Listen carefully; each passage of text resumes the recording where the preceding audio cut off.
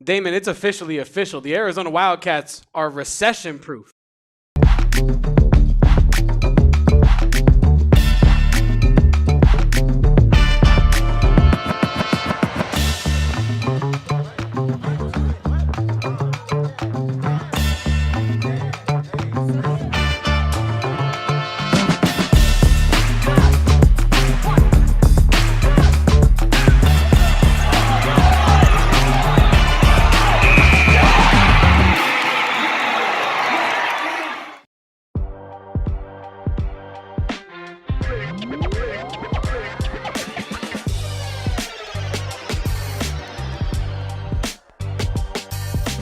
Welcome on into the AZ Wildcats podcast, live from Studio K, presented by our friends over at Circle K. I am, of course, Damon Fairall, a.k.a. Damon Dog. He's Kevin Thomas, a.k.a. Kevo Post. We're the AZ Wildcats podcast, coming to you live from PHNX HQ3 in downtown Phoenix. The Arizona Wildcats get the job done, remain undefeated, 18-0, as they take down the UCF Knights in Orlando. It was a tough game, not Arizona's best game of the season, and we can't wait to dive into it a little bit further, Kevin. But first, we got to say we are presented by our fine friends over at Branded Bills. You see me rocking Branded Bills damn near every day on this podcast, and it's for a good reason. They have the ultimate headwear and apparel, especially when it comes to Arizona Wildcat stuff, especially when it comes to custom headwear and apparel. Head on over to brandedbills.com, use promo code BBPHNX, and get 15% off your first order. Again, that's at brandedbills.com, promo code BBPHNX. Kevin Thomas. The Arizona Wildcats are 18-0. They're undefeated. They remain perfect, and they pass a very tough UCF test. UCF plays a pretty all-around game. They get the Knights that they would have needed to have to take down Arizona from some of their better players, but they come up just a bit short here. Arizona, not its best game of the season. How did you take this one in? I think that's the right way to put it. Not your best game of the year, but credit to UCF for making it so, right? You have 30 plus from Fulks in this one. At one point, it looked like he could make a shot from the moon if he so tried to do that. But, yeah, you don't get anything on terms of scoring from Koa Peat tonight. He puts up just 4 field goals for 4 points. And I think that in terms of, the reason I started this podcast saying Arizona basketball is recession-proof is because you cannot have your best game, right, and still defeat one of the more competitive teams in the conference. And I think that is a huge, huge boost to my belief in this team. Not like I didn't think that before, but I think you want to see it against a team like UCF, who has beaten Kansas, who has played Vanderbilt close, who has gone up against it with Oklahoma State in this conference. And you had Koa Peat's worst game of the year offensively.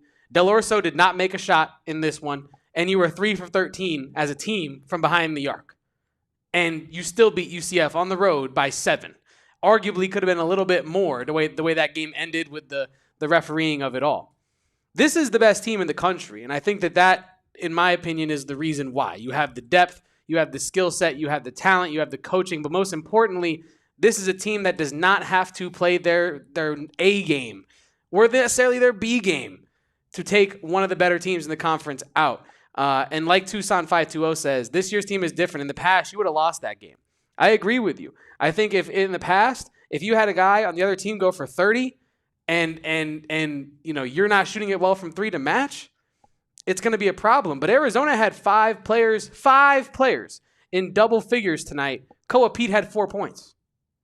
It's unbelievable what the balance of this Arizona basketball team is incredible. And I think that is my main takeaway from this game. This team, as Lloyd has been saying, they're here for it. They're built for it. They're ready for these Big 12 battles. And I think tonight was yet another reason why I will be picking Arizona to beat every team in the Big 12 until they lose to a team in the Big 12. Because you have to show me that you can beat this team before I'm going to pick anybody to beat this team, because they're too tough inside. They have the best point guard in the country in Jaden Bradley. They have one of the most skilled up-and-coming combo guards in the country in terms of freshmen in Braden Burries, who we can talk about him in a little bit later, but absolutely had a bounce-back game as we predicted on the pregame show. And then you have one of the top players in the draft in Koa Peat. Like, where are the holes? Not on the bench. You're bringing the best rebounder in the country off the bench. You're bringing a sharpshooter and Anthony Deloro off the bench. You're bringing Dwayne Aristotle off the bench, who, for all his, maybe lack of production, still is an incredible perimeter defender and can still snipe it from three. So yeah, this team is poisonous to the highest degree if you're an opposing coach, Damon, and that is my biggest takeaway from tonight. You have 7 players on the season who are averaging above 9 points per game. I think it just goes to show the balance that this team has and how many different angles that they can attack you from. And it's proven on a night like tonight against, the best Big 12 team maybe that you've faced thus far. And Koa Peat gives you 4 points and it doesn't even matter. You still get the job done and you were winning essentially the entire game. And yeah, there's lots to clean up. Obviously, Arizona is not playing maybe its best basketball of the season these last couple games in particular against ASU and UCF, but you're still managing to find a way to get that W, to get in the right column, that number to tick up in the right column. Like I don't think that there's anything to be too discouraged by. And honestly, like you think about that first half in particular, Jaden Bradley scores 2 points. Koa Peat really struggles and is in foul trouble. And you're up 3 points at halftime. Yeah. Like I think that performances like this just show us how Arizona can essentially play like it's B- game and still come out with a W, maybe even like a C+ game. Like you don't have to get anywhere near playing close to your A game to beat out some of these opponents. And maybe it's different when you play the BYUs, the Texas Techs, the Iowa States of the world, but I think that, the second tier teams and below, and I think UCF is maybe like at like the front of those second tier teams, you can get away with it. And so it just proves how good Arizona is. They're so balanced. Tommy built this team very clearly to, mitigate having one player having a down night. Like it shouldn't matter. And it doesn't usually. And I think it goes to show just the depth of this roster in particular. Well said, and I think one player that kind of encapsulates that is Jaden Bradley in a sense, right? Because the last couple first halves of these games for Jaden Bradley have not been very productive for him, right? Tonight, he plays 14 minutes, puts up 2 points, 1 for 5 from the field, 2 rebounds and 2 assists, but also 2 fouls in that first half, right? In the second half, and this is what I put out on Twitter, are we sure that Jaden Bradley's not the greatest college basketball point guard of all time in just the second half? Like, just in that vacuum? Are we sure that he has not evolved to that point? I'm being slightly facetious, but, like, the man put up 21 on 5 for 6, 11 from 13 from the free throw line, 4 rebounds, 3 assists, no fouls, 1 turnover in the second half from Gear 4 Jaden Bradley. Shout out to White Burrito. The man is incredible. He is the closer, as everyone, including myself, has dubbed him on social media recently. And I think that is kind of one of those things where you can have inconsistent play from maybe your most consistent player, and it's not going to throw you all the way off track. Very impressed by that as well. And it's really boosted and it's allowed by his co-part in Braden Burries. The man went off in the first half. Damon, yeah. He had a great first half, 11 points, 5 for 7 from the field, an assist as well mixed in there.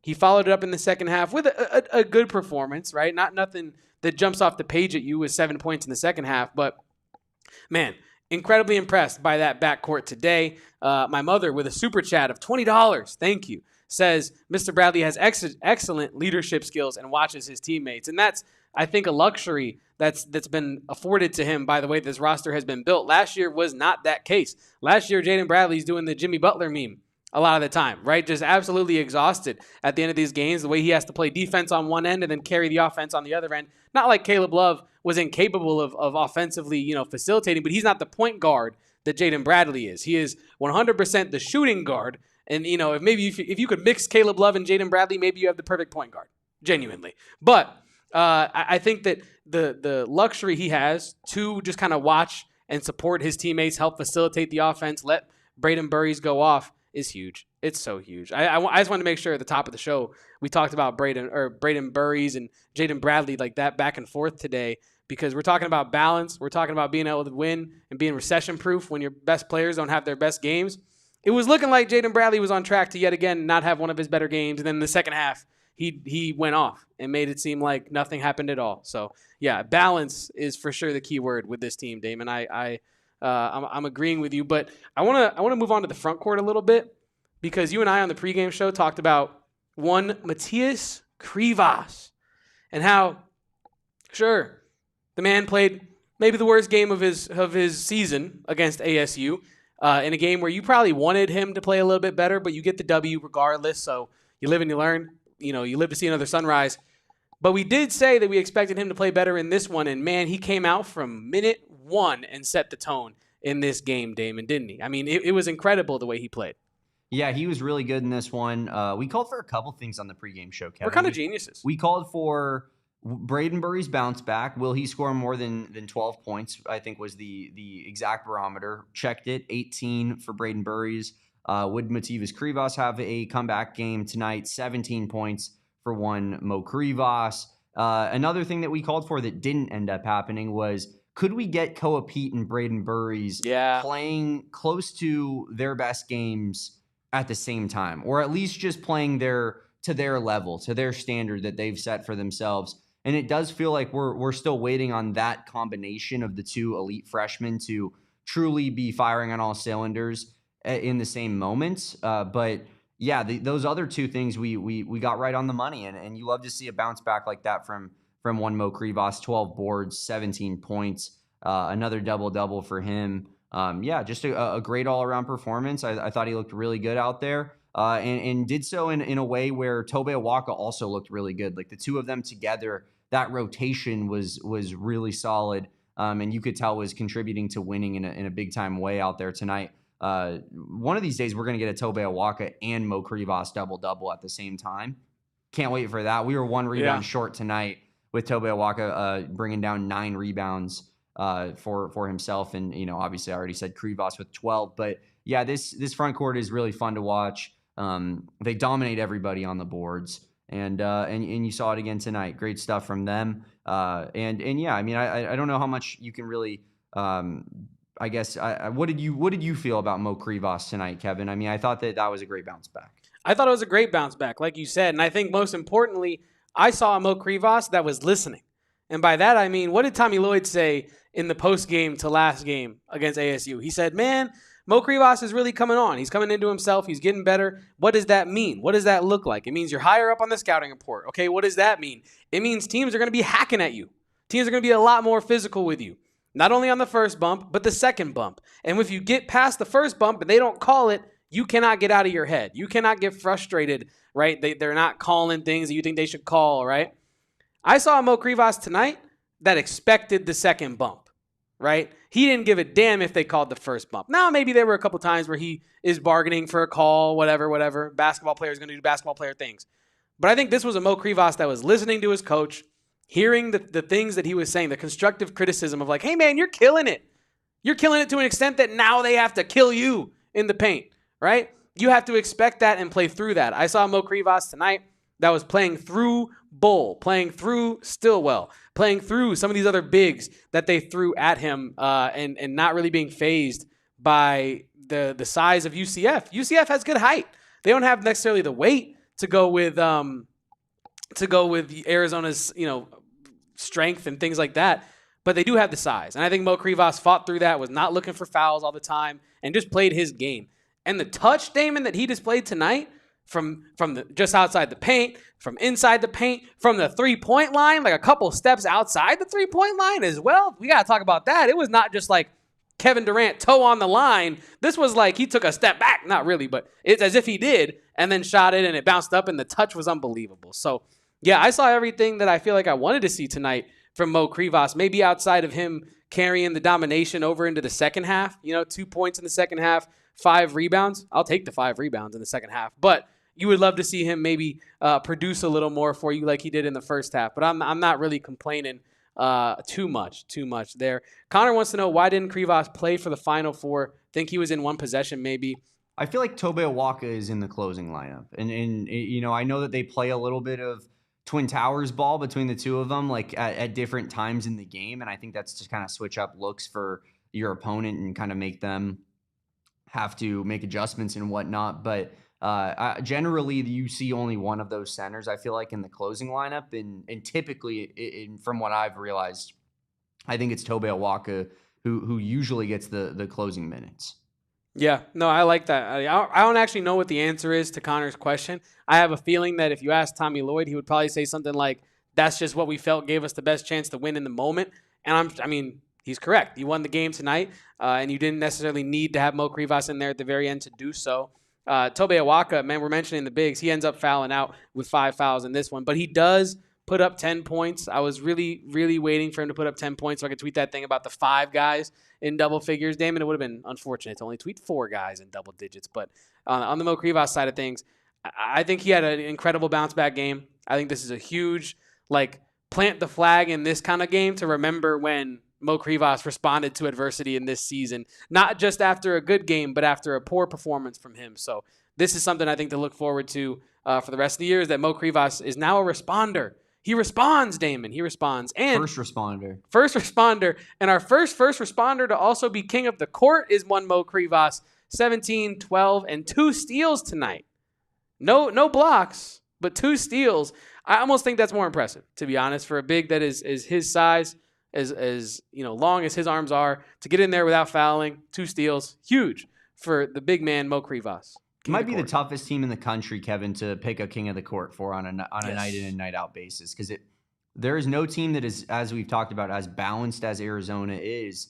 It feels like every single night, me and Kevin are sitting up here splitting hairs between, well, was Mo Krivas' 17 and 12 more impactful than Braden Burries' 18, or Jaden Bradley's 23 and 6 and 5? Like, you could pick multiple different players on any given night, and it just shows how this team is not one-dimensional. You can't just stop one guy and expect the Wildcats to be shut down. You can't just go out there and foul Koa Peat all night and hammer him left and right and expect the Wildcats to not respond with all of their other 7 rotation players, right? So, I think it's awesome that Mo Krivas bounces back like that, but it really could have gone to 2 other players as well. Yeah, I mean, let's talk about some of those other players, right? Damon, you have Braden Burries in the running for this one with his first half performance that he had. Shout out to Krish. I know Krish is going to hop in here asking us to talk about Braden Burries. So 17 minutes is when we talked about Braden Burries. Mark it down for when Krish hops in here. But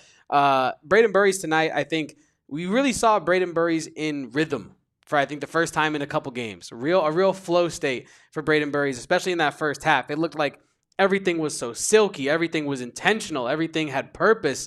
I think of that drive to the hoop that he kind of noticed and understood spatially where Tobe Awaka was in relation to his defender. And instead of just going straight into the mass of bodies down the middle of the paint like maybe he would have earlier in the year, or maybe he did later in the game when he put up that push shot that maybe should not have gone up. But he notices where Tobe Awaka is and kind of forces Tobe to seal his man. It was a great seal by Tobe, but the long step that Braden took to get into the other side of the lane, I felt really gave Tobe an opportunity to kind of just pivot his body instead of having to move his body to seal off his man. So, yeah, Braden Burries, what a fluid game he has when he gets going. What a player, right? A wise man once said, what a player. But, yeah, Braden Burries, some of these finishes tonight, right? He's getting into the lane. He's got 4 players around him, Koa Peat style. He's teardropping it, straight through the hoop. Braden Burries was in his bag on some of these finishes tonight, and you absolutely love to see it, especially on the road against a tough Big 12 opponent when he's somewhat struggled against ASU and TCU. As we've mentioned, on the pregame show, we talked about those are hard-nosed, defensive philosophy-minded teams, right? And that's kind of what they're known for. A Jamie Dixon and a Bobby Hurley team is always going to be defense first. And Braden Burries goes out and responds tonight against an even better team in UCF. You absolutely love to see it. Yeah, no, you absolutely do love to see it. Another candidate potentially before we move on from Braden Burries, I wanted to ask you, because we do have a couple of, it's the Big 12, but for lack of a better phrase, lighter opponents, right, coming up in Cincinnati and West Virginia. I feel like Braden Burries could continue this momentum right into the BYU game. Do you agree?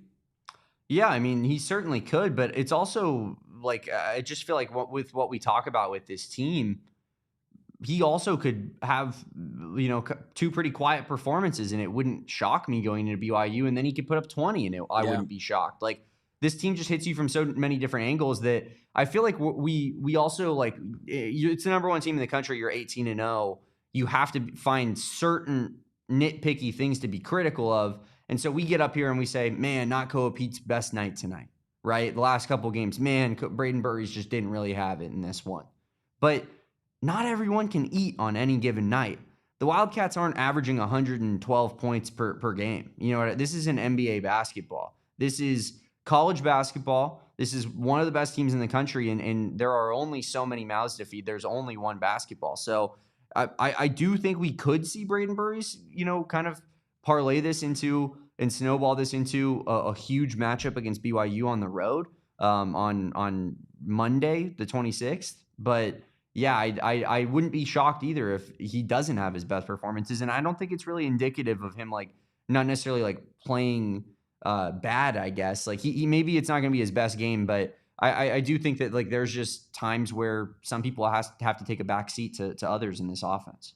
I agree with that, the principle of your point, but what I will do is I'll add a little bit of definition to what I'm saying here, because when I think can he carry it in, can he avoid the last two performances that he had prior to this game, right? Because you're right? Braden Burries cannot, well, in theory, cannot come out here and just put up 28 in every single game against every single opponent. Like, skill set wise, he's perfectly capable of doing that, but in the sense of the way this offense works, that is not how this offense goes game in, game out. It could be Kchenkov, it could be Peat, it could be Bradley, it could be Burries. But what I do want to see from Braden Burries over these next two games heading into BYU, and to Pigeon's point, Cincinnati, clearly not the doormat that we thought that they were. They did defeat Iowa State today, although I still think I would put them in the lesser opponents in the Big 12 Conference, of which there are no bad teams. I think we can agree on that. But what I do want to see from him in these next two games, Damon, is 10-plus points in both of them on good efficiency. And I would love to see him continue to involve himself on the rebounding side of things. Today, he did not do that, only one rebound. But in the 3 games, really 4 games prior to that, 5 boards, 6 boards, 9 boards, 11 boards. I would love to see Braden Burries against both Cincinnati and West Virginia put up like 12 and 4 on average in both. That's all I really want from Braden Burries. And I do think he could continue that heading into the BYU game. He's done it against more difficult opponents. I think tonight on the road. Was this his first, like, maybe I'm tripping. He played really well against Utah. That's a road game. But is this his first, like, true road game where he shot the ball very well? I'll have to look at that a little bit better because he didn't shoot the ball very well against TCU. He shot the ball pretty well against Burries? Utah. Yeah. Alabama. True. Oh, that was pretty much a true road game. He was fantastic in that game. I game. just didn't even think about it as a true road game because it was in Birmingham, so it's semi-road. It's a true road game, man. You're playing in their home state, like a city over from where they play. That is a true road game, in my opinion.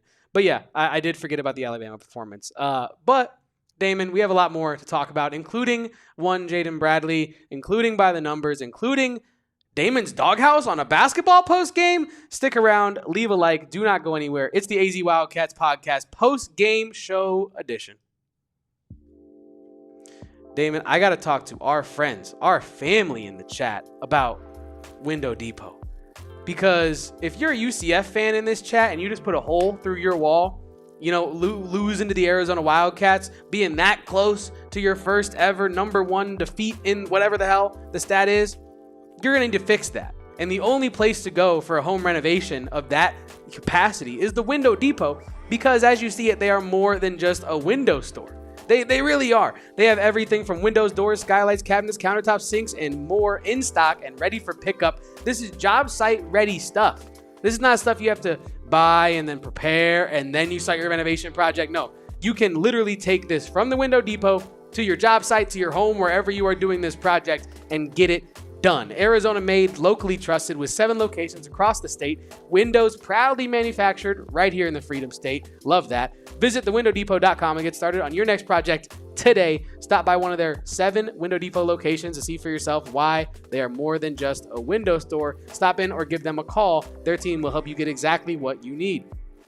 Marana, Tucson, Chandler, and Phoenix, Kevin, they got something for everybody when it comes to the Window Depot. But you know what you came here to hear me talk about, and that's the Don Julio. Going to be out there at the Waste Management Phoenix Open February 3rd through 8th. It's going to be such a fun time. You guys have all known about the Waste Management Phoenix Open, I'm sure, for a few years now. It gets pretty rowdy out there, and our friends at Don Julio are going to go head out there to get a little bit rowdier. Kevin, 2 different hole setups on hole 12, just above the Fairmont House. You can get a margarita on draft, take a photo with the Don Julio truck, and even get a complimentary water to stay hydrated out there. And then on the 5th hole entrance located at the Fairmont, there's a personalization station, product samplings, elevated Don Julio cocktails, and more.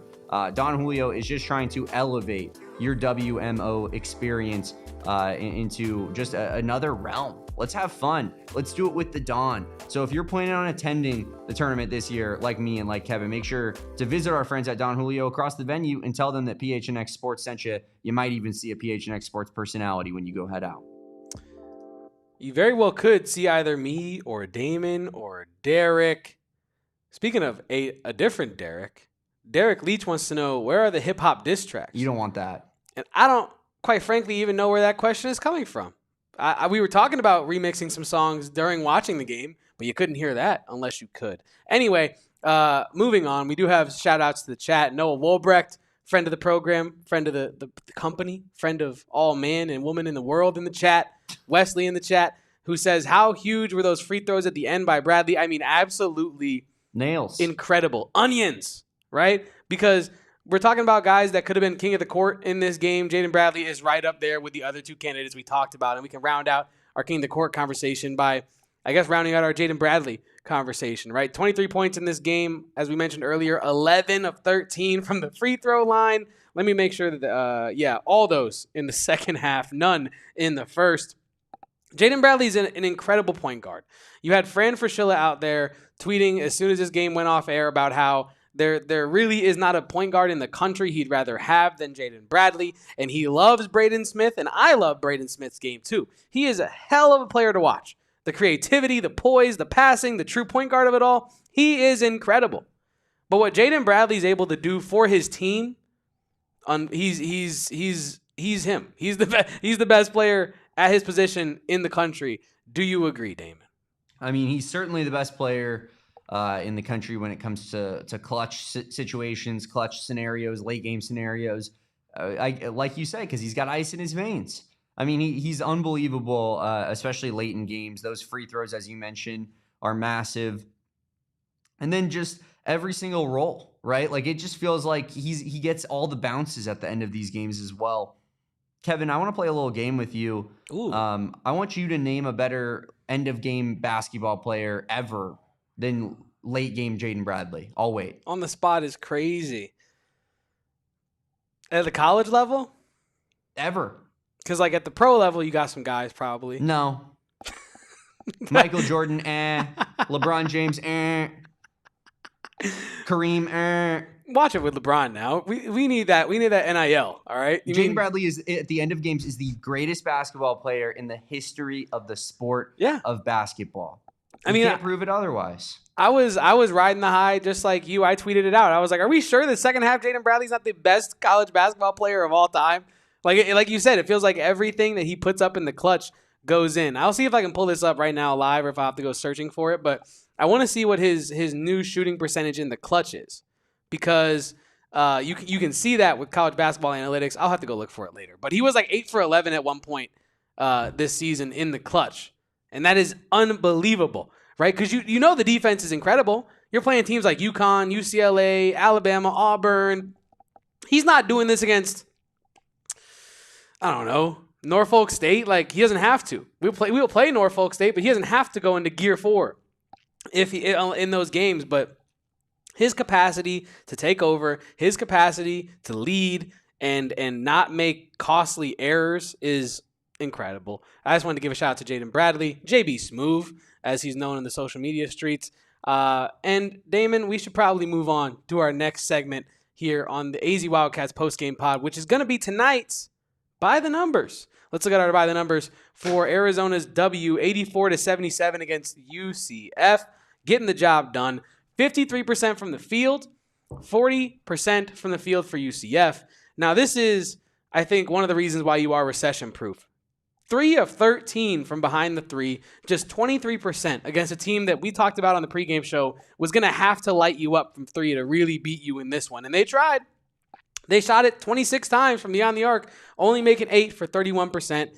You pretty much tie it on the rebounds. You outscored them points in the paint. This was interesting to me, though. We knew UCF was solid on that end. I was surprised at how some lackadaisical passes from Arizona leading to turnovers, specifically at the end of the game. Those got to get cleaned up, but no team is perfect, and you do create more turnovers than they created. So ultimately, a dub is a dub. You live to see another sunrise, and this is our by the numbers for tonight against UCF. Anything standing out to you, Damon? Yeah, I mean, I think that 13 3-point attempts, like, I'm fine with that amount. Obviously, you didn't shoot your best tonight, but I think if you look at those statistics, essentially that's a way in which you can be in a game with Arizona. We don't shoot too well from three. Turnovers are, over 10. You're probably going to turn the ball over against Arizona, so it's probably not realistic to expect you to like keep your own turnovers super low, but I do think that Arizona can get a bit turnover prone at times, and you saw that in this game. And then, somehow put in a rebounding effort that gets you very close to the Wildcats. And so Arizona wins the rebounding battle again, but this is the closest I think the rebounding battle has been all season, even closer than the Florida game on night one, where Florida gets out rebounded by 3. And, you were telling me off air, like, I know that we're joking and being like, I mean, our front court's better than them, but they are one of the best front courts in the country. And Yes. Arizona was able to, on night one, out-rebound that front court. UCF, tons of respect for them and their ability to be physical and match that level of rebounding as Arizona, because this is the best rebounding team in the country. And so I mean, I think that's an interesting thing there, but you're right. Like, those stats really do show the recession-proof ability of this team. Like, don't even play your best game. Maybe some of the key categories don't look what they usually look like for your team, and you still get that 7-point W. And to Vincent Santa Cruz's point in the chat, Arizona still has yet to be out rebounded. I believe the only team in D1 to do that. I think that was still true, them being the only team like a couple weeks ago when I put that out there. So I'm sure that it's still true now. 18-0. Have yet to be out rebounded, have yet to be out skilled, have yet to be out sized, have yet to be out toughed. It feels like a team that truly you're going to have a team play their absolute best game on their absolute best night to beat this Arizona team. Or Arizona they're not unbeatable, right? They could still come out and play a completely bad game and get beaten. But this is a very tough team. One of the better teams I have ever seen.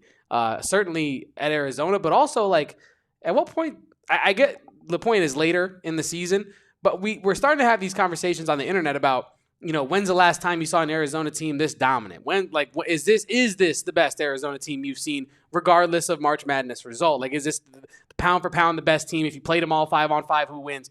This is up there for me, but I think at what point do we jump out of Arizona and start saying, like, teams on the West Coast in recent history? Like, because that map that people on the East Coast love to put up of like, there hasn't been a champion west of this line in so long, right? So at what point do we start talking about, of the last 25 years, this might be the best team of any West Coast team that I'm thinking of? I'm probably forgetting some people, but you know what I mean? Like, it's getting to a point where this team can really bang with some of the best teams of all time. And I love to say that because we get to watch it. We get to talk about it. We get to react with all you people here in the chat with this great Arizona Wildcats team. But do you see that too, Damon? Am I getting out too ahead of my skis with that or no? I think that, you look at teams that at least I remember in my lifetime as an Arizona Wildcats fan, and that's, been about 26 years here on this earth. I think that, the 2014 and 2015 teams are the only teams that I truly watched that were, close to what this team is doing. And the big differentiator for me on that is this team plays significantly better offense than those teams played.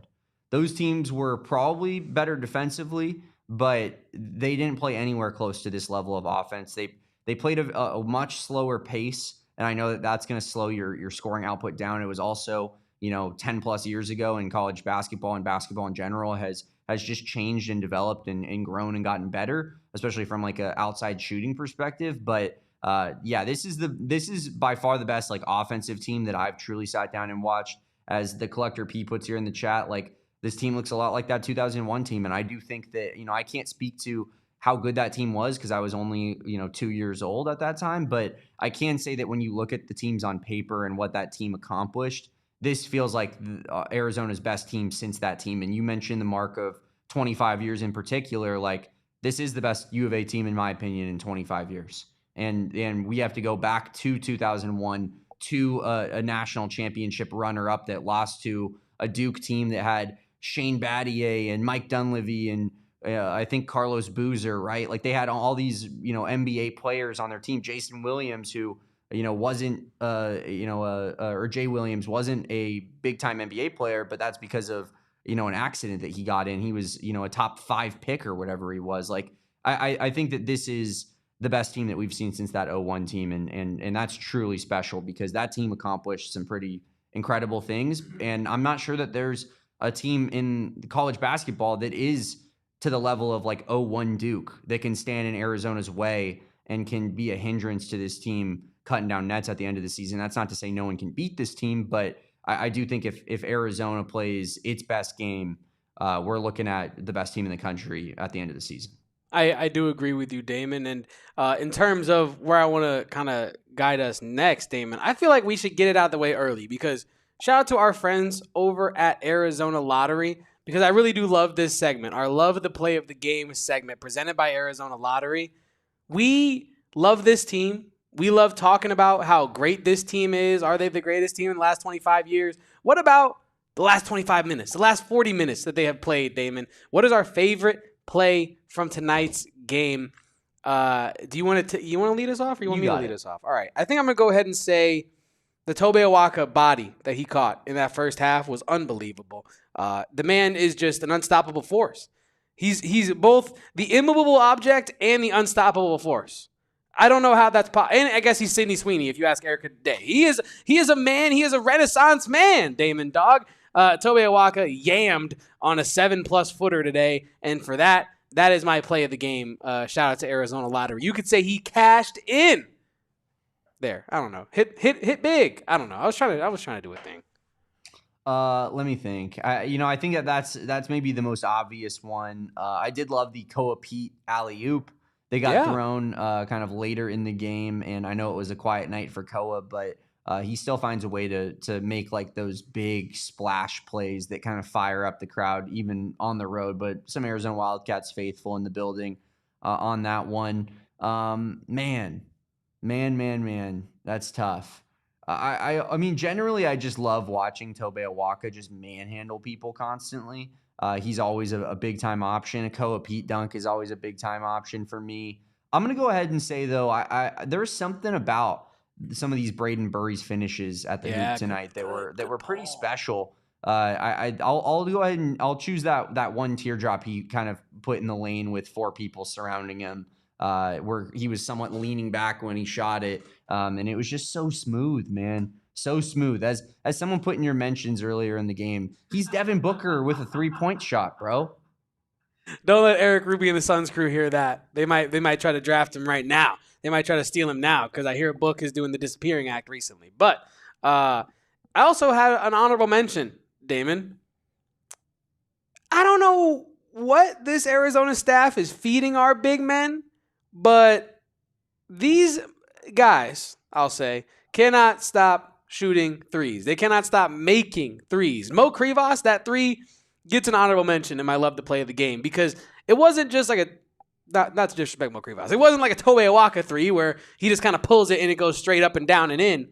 This kind of took a bounce, another bounce, and had some touch to it. So for that, shout out to Mo Krivas, shout out to the staff working with these bigs, and shout out to whatever the hell they're feeding them to make these threes because it is going crazy this season. Three-Voss. Dude, I wanted to get a Three-Voss tweet out so bad, and they didn't embed the clip, man. They didn't put the clip out there. It makes me sad. Yeah. What the heck? White Burrito wants to know what Tobe emotion is our favorite. And I don't know if you saw this, Damon, but he sent like a mood board of Tobe Awaka. It was like angry, sad, frustrated, happy, elated. It was all the same. It was all just headshot Tobe Awaka. I think I'll go intense. Tobe Awaka is my favorite emotion. He really has I feel like he has 2 speeds. He's either like insanely fired up, flexing every single muscle in his body, or he's just completely straight-faced. And the straight-faced is that look is what he does at all moments, all 40 minutes of the game.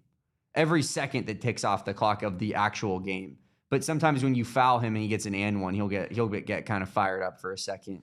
Yeah, he is very Kurt Signetti-esque. He might be just as beloved as Kurt Signetti, right? Yeah, maybe so. But yeah, he's unbelievable to watch. So much fun. And yeah, we're absolutely thrilled to have the best center rotation in the entire country when it comes to Mo Thrivas, when it comes to Tobe Awaka.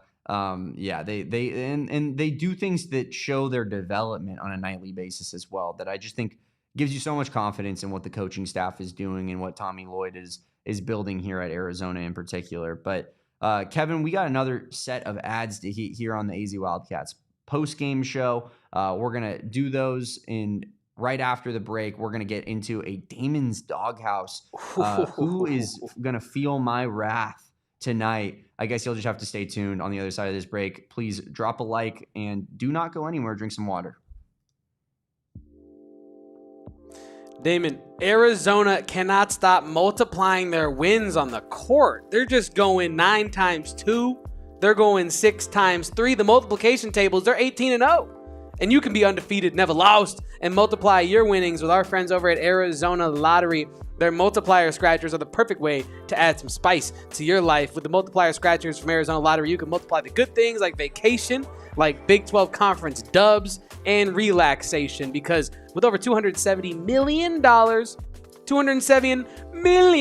in prizes, you can cash in big and do more of the things that you love. With access to over 3,500 retailers across the Freedom State of Arizona, you can play whenever and wherever you like. So tap in with our friends, whether it's Circle K, whether it's a Fry's. The Arizona Lottery kiosks are everywhere, so make sure to play today with our friends over at Arizona Lottery. We also thank them for sponsoring the Love to Play the Game segment. Absolutely. We thank them so much. And also, we thank our friends at Gila River Resorts and Casinos for keeping the Vegas vibes here in the Valley, Kevin, because who needs Vegas? Who needs that 6-hour drive up to Las Vegas? If you're in Tucson, even, I think it's a little bit longer, 4.5 if you're probably in Phoenix, but it's just a hassle. It's a damn hassle. And you got Vegas in your own backyard at 4 separate Gila River Resorts and Casinos locations, whether it's Wild Horse Pass, my favorite, V Kiva, Lone Butte, or Santan Mountain. They got something for everybody in the Valley, and you're just going to have to check it out for yourself. All the live table games and slots, pop-up bars, showgirls, extended DJ sets, exclusive concerts, and surprise cameos. Don't miss out on that fabulous Corvette giveaway as well that they got going on right now. They're giving out a Corvette at every single one of their locations, Kevin. That's 4 Corvettes that they're giving out from now until April 30th. And they're giving those out from April 27th through 30th. Different types of ways that you can get entries, hourly drawings, free bonus player, a finale entry. Earn 4 times the entries when you play with the card, and hot seat finale qualifier playing with the card for your shot. Exclusive swag giveaways all throughout the promotion as well. You're going to have to check it out. How can I win a Corvette in this new year? Get myself a brand new sweet ride. You do you at Gila River Resorts and Casinos. Visit playatgila.com for more details. Shout out to Gila River. And Damon, before we get to your doghouse, because I think we should wrap up the show with the doghouse. I think it is a perfect summation of this game in a lot of ways. I want to talk a little bit about Ivan Kchenkov. Okay. Not too much, because I feel like we do it every episode of this podcast now, football or basketball related. We end up talking about Ivan Kchenkov and his 2 p.m. shows. It's just Ivan Kchenkov podcast. I actually, I don't mean to cut you off, but I actually wanted to say something to you about Ivan Kchenkov, and I'll just get out ahead of it here before you get to your piece that you have for me. But there is no one I've ever watched, I don't think, who scores quieter, double-digit points than Ivan Kchenkov. Yeah. 10 points tonight. I had no clue.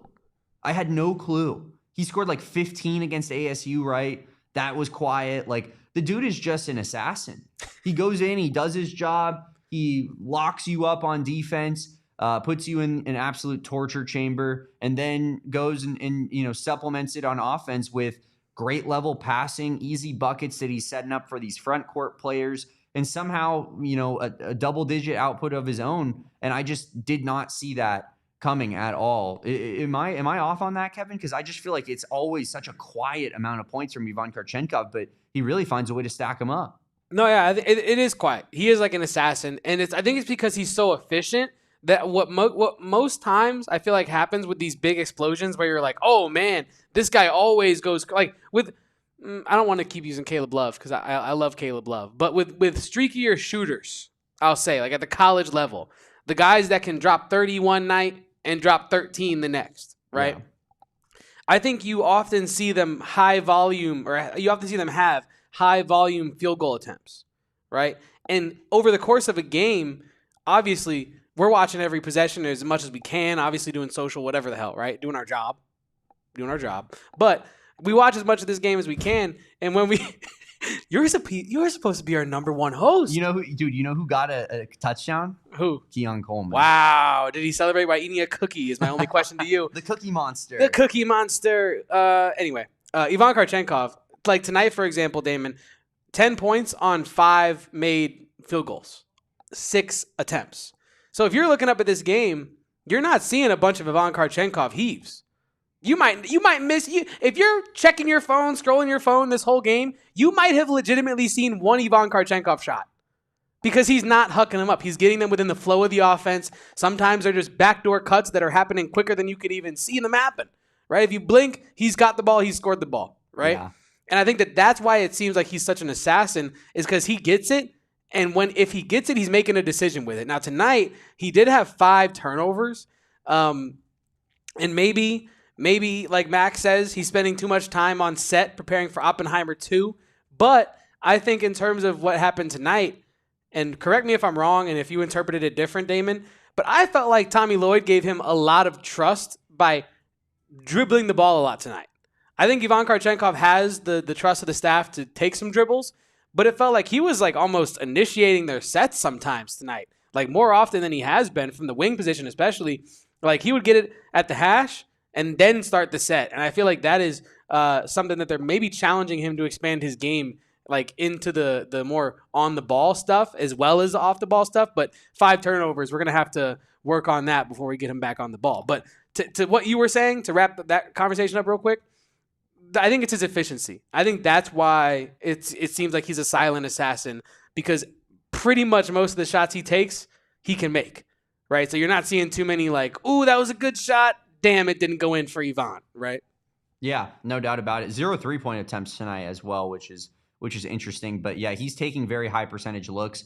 And as you mentioned, like he's so good at like finding his spot. Like you can just tell how athletic he is when he moves with the basketball in his hands, where he's just flying down the court, and you're like, why is everyone else moving in half speed compared to Ivan Kchenkov?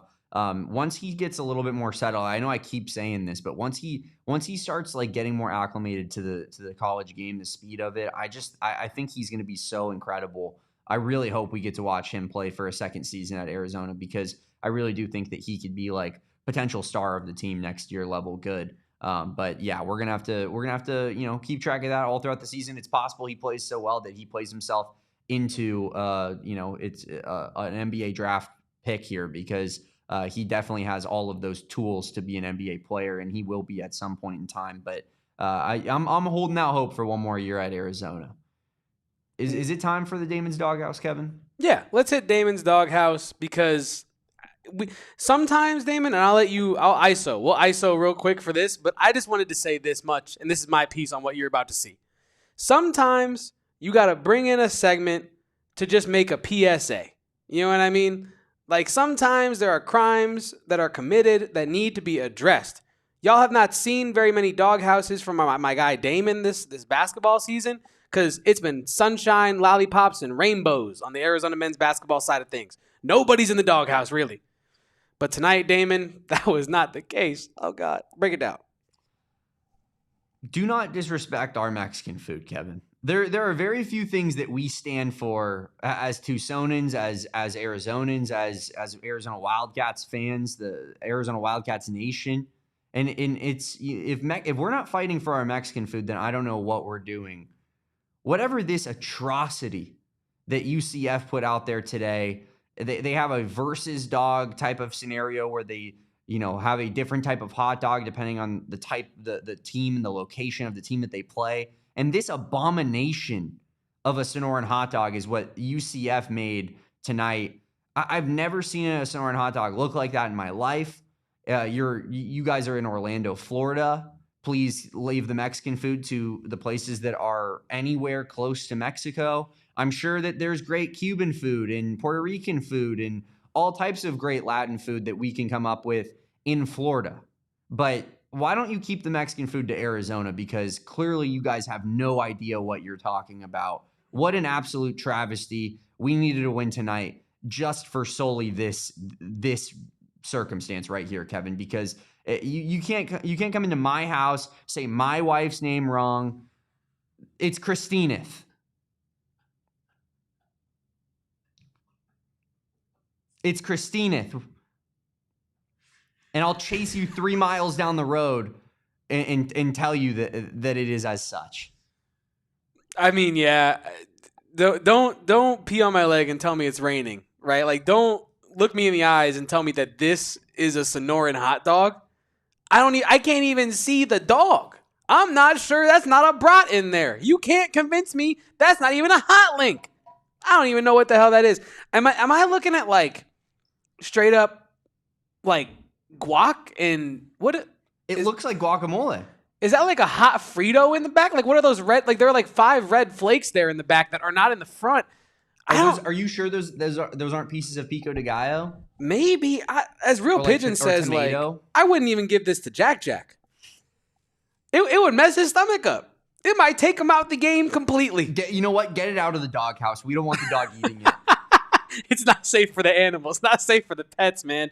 But yeah, man, I saw that pregame and I was like, Damon, we gotta bring back the doghouse. This is unacceptable, right? And honestly, this might be the first time we've had a actual dog in the doghouse. This is the first time we're actually using the structure that Noah built us correctly. Usually we're stuffing coaches in there, we're stuffing punters in there, we're stuffing kickers in there. Tonight, it's actual dogs. Great show, boys. Thank you, 10 Toes Down Media. Excited for the fight sports to come back. It's been too long. There's a hole in my heart. Yeah, there's a hole in the card. I need to gamble on guys trying to smash each other's faces in an octagon. Yeah. If I don't have that, I have nothing. Chris Canfield wants to know, are those pinto beans on there? And I cannot confirm nor deny, but it really does look like it. It does. It looks like there's like jarred. I think they put guac on there. I think so too. I think this is like pinto beans, guac, canned like pickled jalapenos. I don't know what that red stuff is in the back. Is it like a hot Cheeto? But that's what I'm saying. Is it a hot Frito? Right? Like, is that where they're getting spice from? But you also have jalapenos on there. And then is there bacon involved? I mean, there better be, or else how could you even call it a Sonoran hot dog? I'm looking real close above the Knights logo right there to see if there's a shred of bacon on that hot dog there, and I can't tell. Health code violation. Shut down UCF's arena. Yeah, chat, out of 10, what do we rate that Sonoran dog? Out of 10. I'm going to give it a 2 because it's still food. You like University of Crappy Food or University of Crying Floppers better? What do you think? What do you think matches better for what we saw tonight from UCF? Well, the team was Crappy Floppers, but judging by that, Damon, I can't confirm or deny if the whole campus does not have sus food. I don't know, like, what to expect from, like, if I went to UCF now, like, as a media member, like some other schools, I'm like kind of excited, like, oh, I get to see like what the sights and the sounds and the food are, but I'm not excited to go on UCF's campus ever and try their food after that. So I might say the University of Crappy Food is more accurate. 3DMK is saying Floppers is more accurate. I think I'll give it to you because the University of, what was it, Crying Floppers is so funny and so accurate that I'll give you the W, especially because Riley Kugel. I think that was an AZ Desert Swarm poll there. I don't want. I thought you came up with that on the moment, like after Real Pigeon said it, and I was like, damn, I was that high level, but I want to give credit where credit's due. Well, then the belt goes back to Pigeon, but I will say, like, Riley Kugel, man, hell of a player, talented guy, but like. And I don't know. I'm not a UCF insider diehard kind of guy, so I'm not trying to cast any aspersions on his character as a person. He might have been having a bad day. I don't know what the hell's going on with Riley Kugel. But today, man, he was whiny. No, it felt like every call, good, bad, indifferent. It's, oh man, Dude, you're in a game with the -- 1 team in the country. You have a chance to win. Why are you not dialed? Why are you worried about doing after everything? After a while, yes, as 3DMK says, he spent the day in his feels big time. Like, I don't know if this is just who he is as a player. I don't know if he has that kind of like game to him, but yeah, it was crazy. He was a crybaby, June. It was tough to watch from Riley Kugel tonight. Didn't really have that feeling with the other players on UCF as much, but man, that dude was yapping all night long about just not getting every single call down the court. And he finishes 5 of 18. Again, he's a good player, but just not really an efficient night in tonight's game. And he was definitely looking for some bailouts left and right from the referee standpoint. But one guy we haven't really talked about as much, Kevin, but I do think we need to discuss a little bit before we get on out of here, is one Anthony Deloro, who continues to struggle a little bit. Saul Bookman called a bounce-back game against TCU. We got it. He scores 20, right back to Anthony right Deloro, back to the milk carton, man. Just not playing his best basketball this season. Like it definitely feels like he's the type of player where like his impact will be felt by how he shoots on any given night, right? Because that's who he is. He's a shooter. So when he's missing his shots, doesn't look too pretty. 0 for 6 tonight, 0 points. He scored 0 points against ASU. He scored 17 against TCU. He scored 6 against KASU and didn't really play very well. 2 of 8 shooting, 2 against Utah in what was, prior to these last couple of games, maybe his worst game of the season. But, he plays a little bit more higher minutes totals in that Utah game in these last 2, 18 respectively apiece. But, just not a good night from Anthony Deloro. So what do you think's going on, Kevin? I don't know. I think like we kind of talked about it with what was the name of the Twitter user? Kevin Marshall, I think, had it a couple weeks ago in my replies that I pulled for the show, but we didn't end up talking about like the whole thing that day, so I didn't end up getting to talk about it on the pod. But he said that he felt like ADO was not being misutilized or anything like that, but just that the ways in which he's getting his shots in the offense this year are different than the way he got his shots last year in the offense, and there's been an adjustment for him, especially because he's coming off the bench. Maybe that's part of it. I don't know. I think he's kind of just getting accustomed to things still. I don't know if you look back at his game log since he's joined Arizona, the ups and downs are all there, right? Like in terms of raw production, just box score watching, right? The ups and downs have been there the whole time. It's not like ADO was like 20 points, and then all of a sudden 3, 6, 4, 5. He's kind of like 14 points, 8 points, and then 20, and then, he's kind of back and forth a little bit. He definitely is slumping throughout the course of this season, but I do have faith that he'll have some positive regression. I've been saying that all year, and it hasn't really continued to happen, but I think it's the more we go in this slump, the closer we are to the end of it. And I do think that Deloro, man, has he been MIA recently. 3 assists tonight, though. 1 turnover, albeit like almost costly there in the end, but I'll continue to be patient with Anthony Deloro. I don't want to make any like too crazy of takes, but yeah, he's definitely slumping. He's definitely on the milk carton, missing poster, wanted poster, whatever you want to say, reward for this person. Have you seen me? Whatever. But like, I'm not too worried about it, right? Like we've said, this team is recession proof, and the fact that I'm not worried about our best shooter going 0 for 6 in a game that we kind of really wanted him to have 1 big 3 to ice it in this game, I will take that, and we will be patient with ADO. But what do you think's going on with our sharpshooter? Yeah, I mean, I think he's just not necessarily playing his best ball right now. And I honestly, I'm going to come out and say it. I think there's going to be a tournament game where Anthony Deloro gives us like something close to what he gave us versus TCU, where you look back at the box score, you think about the way that the game state was flowing, and you say, man, those threes were absolutely massive. We don't make it out of this game without that performance from Anthony Deloro. So while I don't know that, his role kind of exudes consistency, like it's really tough to be consistent when you're such your role is being kind of, off ball. Yeah, off ball, like a straight up shooter. Like it's the consistency aspect of that is maybe the most difficult part. And so yeah, I think that we're gonna have a game where we're gonna say, thank God Anthony Deloro is on this basketball team. But just not his best run of form as of late. And again, like, you don't need him to be. You have so many options on this offense. You have so much consistency in other facets that I almost feel like, coming off the bench, being a sharpshooter, like, he is a luxury piece and he fits really well. But if he's not, necessarily nailing on all cylinders, it's not the end of the world for Arizona. Like, Arizona can get the job done in other ways.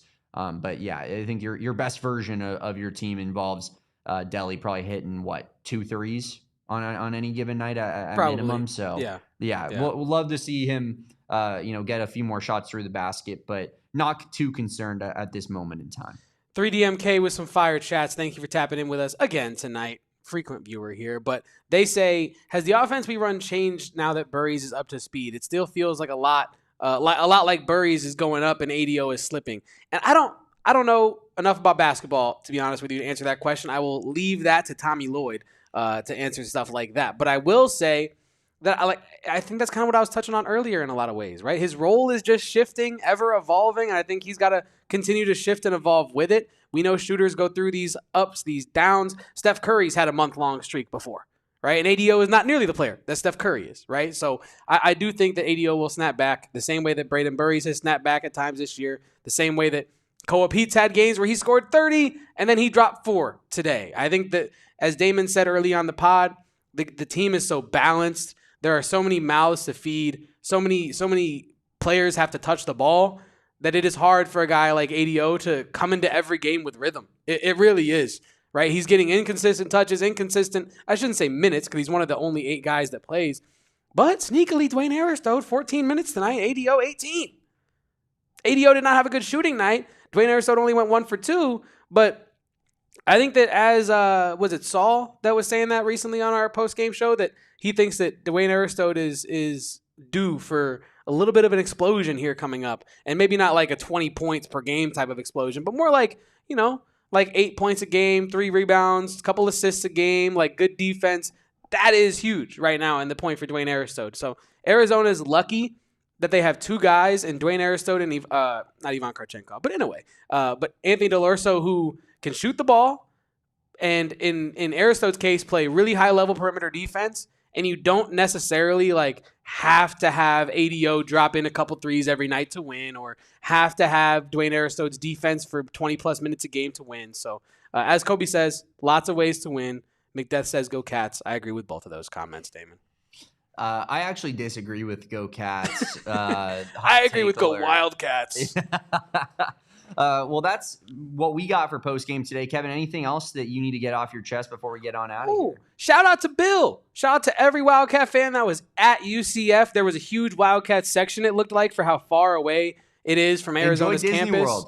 Enjoy Disney World. Enjoy being 18-0, undefeated in the Sunshine State, and flex on whatever UCF fans are left after this game. But, man, yeah, what a great fan turnout. Best basketball fans in the country for my money. And that's all I got today. We'll talk more to y'all, Monday? Absolutely. We're going to talk more on Monday. Oh, wait, sorry. I forgot. We do have to give people an update, Damon. Arizona women's basketball did fall today to TCU despite being up at the half. Becky Burke's group continues to fight. We'll have more on that with Erica Day next week, 2 p.m. Thursday, I believe. So we'll figure it out. Yeah, solid performance, all things considered, against an insanely good TCU team. Top 15 team in the country, I'm pretty sure. And the Wildcats kept it close, only lose by 12. And as my mom put in the chat, if Arizona women's basketball played like that against UCF, that would not have been an L. I think that this team does have a lot of fight. They do kind of have that mentality of their coach, and despite the loss, I do think that there is something to hang your hat on there and say we can build off of that. So. Not the greatest game, but we'll talk to Erica about it, like Kevin said, on Thursday at 2 p.m. In the meantime, we'll be live on Monday at 2 p.m. Cannot wait for that. Then we'll be back for the next Arizona basketball pregame and postgame show here, as we do pregame and postgame pretty much all throughout the rest of the college basketball season, barring maybe a weird circumstance here or there, Kevin. But we'll be off on Tuesday, pregame, postgame on Wednesday for Arizona, Cincinnati. Wes Miller just has his legacy game. Can Kirk Kriisa replicate said legacy game in Tucson, Arizona, and his old stomping grounds at his 16th school that he's been a member of. Whatever it is less than Devin Cambridge's ass. I don't know what the hell he's doing still in college. Score prediction for Kirk Reese on Wednesday night. We'll talk about this more throughout the week, but what's he been doing? Let me give me 2 seconds to pull that up. Because 5. I was going to say 6. 5 on 1 of 9 shooting, hits 1 3, shoots 2 free throws, 5 points. God, that man's headshot is a choice. 3 points in his last game, 5th against Houston, 15 against Lipscomb, 0 against Clemson. So every team with a heartbeat, he stinks. Pretty much. He put up 10 against Xavier. Yeah, give me 8. Give me 8. He'll put up 8 because he'll be hucking against his former team. 1 of 9 shooting, he'll hit 1 3, and he'll hit 2 free throws. I got 5 points for Kirk Reese. So you were 2 free throws off from literally guessing his line against Alabama State. Yeah, Alabama State, the Hornets. He put up, what was it? Yeah, he put up 22 minutes, 1 for 9 from the field. Insane. 1 for 9 from 3. So he didn't shoot unless it was behind the arc. Nothing from the line, obviously, but he did have 7 assists in that game, so not too bad against Alabama State. Plus over-under for Kirk Reese of flops. What's the line at? Like 2.5 flops? I think that's a solid line. We'll have to keep track of that, monitor it throughout the week, but we'll be live on Monday, 2 p.m., pregame, postgame on Wednesday. We'll see you then. Appreciate everybody for watching this postgame show. Arizona, #1 team in the country, gets the job done. Another 7-point victory, 84-77 this time over UCF. It was a battle, but the Wildcats continue to stay perfect, remain undefeated, and take hold of that #1 ranking. Appreciate everybody for watching this show. If you haven't signed up to become a diehard yet, please do so. Our Discord, we are trying to up our level of involvement in there. Kevin and I basically live watching along every Arizona Wildcats sporting event in there. Also, just general banter being sent in there left and right. You guys are going to want to be a part of it. Become a diehard today. Get in that Discord. Get that free Redline shirt as part of it, Kevin. Please drop a like on this video and rate and review on your favorite podcasting platform. If you're listening on the audio side. Appreciate everybody for watching this one. For Damon, for Kevin, I am, of course, Damon Dog on Twitter. You can follow me at Damon Dog. You can follow him at Kevo Post. We're PHNX_Wildcats on all social, except for TikTok, where we're at AZ Wildcats Pod. And we will see you on a Monday at 2 p.m. Until then, peace out. Bear down. And go Cats. Down goes Dawkins. Down goes Dawkins and UCF. We all silly like the mayor.